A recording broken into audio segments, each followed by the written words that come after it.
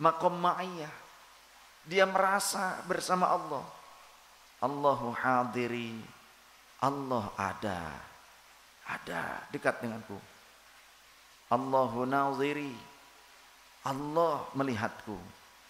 Allahumma ttali'u alayya.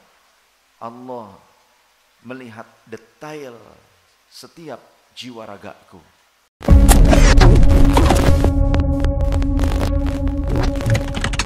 Cita-cita orang yang marifat adalah Allah. Satu cita-citanya adalah Allah. Ingin kenal dengan Allah, ingin dekat dengan Allah, ingin merasa nikmat pada makom kebersamaan dengan Allah, makom ma'iyah. Makom ma'iyah. Dia merasa bersama Allah. Allahu hadiri. Allah ada dekat denganku. Allahu naziri. Allah melihatku. Allahumma ttali'u alayya. Allah melihat detail setiap jiwa ragaku. Setiap hembusan nafasku. Allah tahu fikiranku. Allah tahu kolbuku. Allah tahu apa yang terbesit di dalam dadaku. Detail Allah, tahunya itu detail. Maka orang yang ma'rifat ketika berzikir pun, bahkan zikirnya zikir khafi, zikir sirri, rahasia, zikir khafi yang tidak diucapkan oleh qalbu, tidak diucapkan oleh lisan. Zikirnya tidak diucapkan oleh lisan, hanya seluruh tubuhnya, seluruh jiwa dan raganya. Selain lisannya diam seperti orang mati. Dilipat, giginya dirapatkan, bibir dirapatkan, mata dipejamkan. Qalbunya Allah, Allah, Allah, Allah, Allah, Allah, Allah, Allah, Allah, Allah, Allah, Allah, Allah, Allah, Allah, Allah, Allah, Allah. Dan dia bisa mendengar, dia bisa merasakan kalbunya itu berzikir kepada Allah. Allah, Allah, Allah. Dalam diamnya dia mengetahui kalbunya, jiwanya berzikir. Allah, Allah, Allah, Allah. Bahkan ada bagian jiwa yang sambil berdoa, selain dia zikir Allah, Allah, Allah, Allah, Allah, Allah. Bagian yang lainnya berdoa, ya Allah, berikanlah nikmat dan lazatnya bersamamu. Ya Allah, berikan aku nikmat dan lezatnya bersamamu. Ya Allah, berikan aku nikmat dan lezatnya mencintaimu, dekat denganmu. Ya Allah, hanya Engkau yang ada. Diriku hilang, sirna. Kullu man 'alaiha fan wa yabqa wajhu rabbika dzul jalali wal ikram. Tapi kalbunya tetap Allah, Allah, Allah. Bagian jiwa yang lain berkata seperti itu. Karena kalbu terbagi menjadi 3 bagian. Seperti telur. Ada kulit luar, ada dagingnya yang putih, ada bagian intinya yang kuning. Kalbu ada kulit bagian luar, lapisan luar, ada lapisan bagian dalam dagingnya, ada intinya yang disebut ainul basirah, mata hati, mata kalbu. Itu tempatnya nur, cahaya. Maka ainul basirah memiliki jiwa, memiliki ruh, namanya ruh nuraniyah. Jiwa yang tugasnya menafsirkan, menakwili, mentakwili cahaya dari Allah Ta'ala. Tugasnya memahami cahaya petunjuk Allah Ta'ala yang kemudian diaplikasikan oleh jawarih, oleh seluruh anggota tubuh. Maka Ketika kolbu ini memancarkan, menerima cahaya dan cahaya itu kemudian diproyeksikan pada setiap sel darah yang mengaliri jantung. Oleh jantung dipompa ke seluruh tubuh. Nempel ke akar rambut. Rambutnya berzikir, la ilaha illallah. Maka dia tidak akan menyombongkan rambutnya. Nempel. Kemudian ke mata, ngalir ke saraf mata. Matanya berzikir, la ilaha illallah. Jadi saat itu berzikir Allah, Allah, Allah, Allah, Allah, Allah. Tapi setiap organ tubuh itu berzikir la ilaha illallah, la ilaha illallah, la ilaha illallah. Tapi ya Allah, Allah masih Allah, Allah, Allah, Allah, Allah, la ilaha illallah, la ilaha illallah, la ilaha illallah, la ilaha illallah, la ilaha illallah. Tapi Allah, Allah terus. Sedangkan satu jiwa lagi, ya Allah, berikan aku nikmat dan lezatnya berzikir kepada Engkau.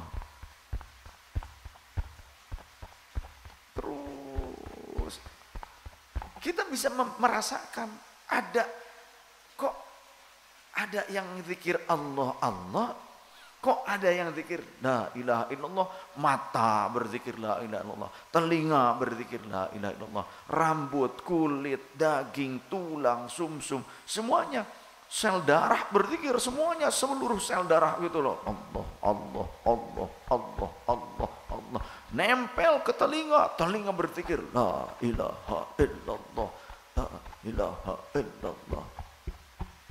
Tapi Allah, Allah ya terus. Harus bisa gitu. Bagaimana? Mujahadah. Harus berjuang. Latihan terus menerus. Torikohnya jangan males. Jangan angot-angotan. Jangan belang bentong. Maka pada saat kita mau tidur pun kita zikir Allah, Allah, Allah, Allah.